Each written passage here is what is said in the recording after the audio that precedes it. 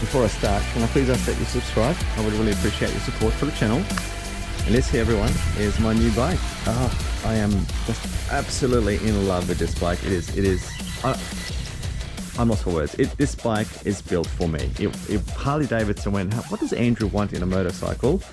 And let's just give it to him. And here it is. It's the Harley Davidson Roadster, Sportster Roadster, Sportster 1200 2017 model. And oh my goodness, I love everything about this bike. It sounds good, it goes pretty good, like it's I'm just lost for it. Just fanboying about this bike.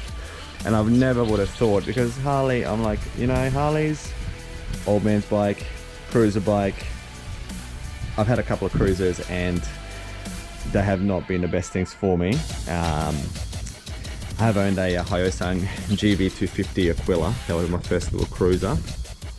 Didn't mind that bike, but had no power whatsoever. And it was just rubbish. And then my next go to cruiser was a well, let's make sure I get the name right, because I was absolutely crucified for getting the name wrong. It's a Suzuki Boulevard M50, and it was a nice bike, but definitely didn't suit me, especially the seating position. Now this thing here is my third go, and I am just in love with this thing. It is absolutely amazing.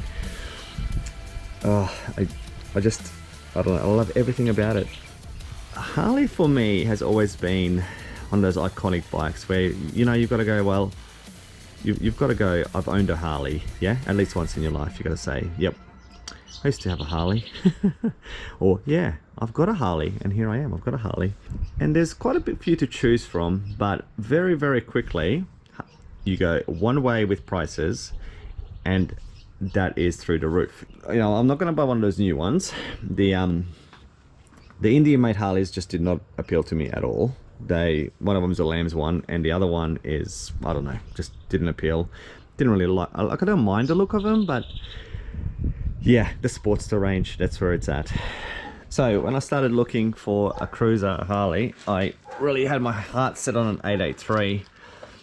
And I actually set on an 883 a few years ago, and I really loved it. It was just a really good feeling bike. And then you know, I started doing my research, came across the you know, all the other models. This 1200 here is great, and a couple of things ended up selling this particular bike for me, because I was going to buy brand new, but in Australia here anyway, these Roadsters are a bit of a limited item. They didn't really bring too many in here. I don't know whether the market didn't really want them or whatever, but it's very similar to like, you know, the 883, the 48, the Iron 1200, and you got the Roadster. That's pretty much, I think, it for the range for here anyway. Oh, you got another one, I think it's called a Super Low or something like that, and it's a slightly different shape again. So this Roadster here has three things that for me really sold it, and it's made me choose it over the other things. First and foremost, it has this 1200 engine. The 883, the way that one of the dealers put it to me was that the 883 engine is like, you know, if you think about cars, it's like a 4-cylinder, and the 1200 is like a V6. Okay, so, you know, if you've driven a V6, you know the difference, okay? And he was spot on. The 1200 is that little bit, like, quite, I would say quite significantly more powerful than what the 883 apparently is. Now, I didn't get to ride any 883s because they were all sold out. Now, the options were a Iron 1200, a 48, and this thing. So, the 883, whoosh, just get that one out of the picture. So first things first, 1200, a bit more power. Number two, right here, see this here? Mid-mounts. So the Roadster came with higher mid-mount controls rather than forward controls, and for me, the way I like to ride, and the way I have to ride, which is kind of, I have to lean forward a little bit because the Boulevard sitting upright just did not work for my back and for my position, whereas the mid mounts here, and in combination with the handlebars being drag bars a bit lower, really worked for me. Okay, so Mid mounts with drag bars is what I was looking for. I could have got the 48 and then bought like a conversion kit to put it to mid mount like this one, but you still wouldn't have had the clearance of the Roadster. The 48 is a very low bike and it looks awesome, nice big chunky front wheel, but it does not do the clearance as well as this one. Now, I've come from sports bikes, so all my life I have basically ridden sporty bikes, so clearance for me was very important. And again, the Boulevard, really very poor cornering clearance, so when you're leaning over, pegs are touching. Whereas on this bike, I don't know whether I'm being a bit tentative, but I haven't touched pegs yet.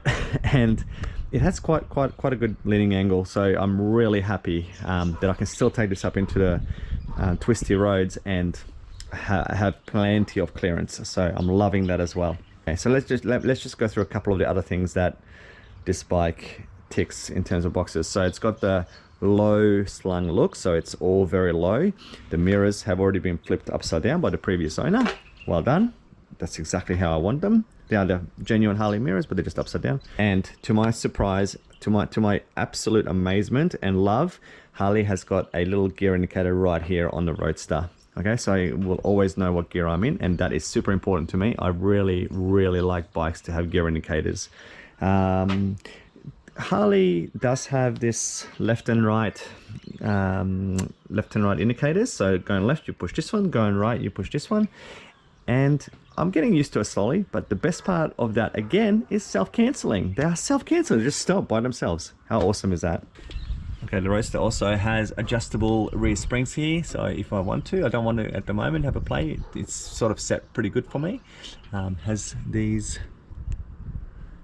adjustable springs here, and this bike comes with a stage 1 upgrade, which has the Busoni exhaust just for that little bit extra volume, and just love I can't even talk. Absolutely love the sound of these exhausts. They are obnoxious, but not too obnoxious, if you get my drift. And it has a lovely new air filter underneath here, and it also has a Screaming Eagle fuel mixer thingamajiggy. I'll put the name up, I forget what it's called, but it has that as well. So it's been tuned to match that exhaust, and yeah, wow. Another awesome little feature, it has, you can see here, keyless.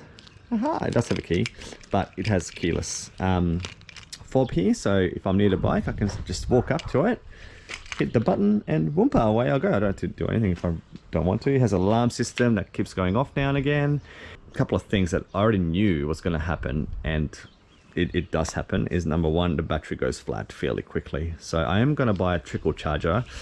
It took about a week and a half of not riding it for it to go flat enough so it didn't start. So that was a slight annoyance, but I think a trickle charge battery charger is going to definitely solve that problem. Another slight annoyance, and again I knew about this one as well, is this tank.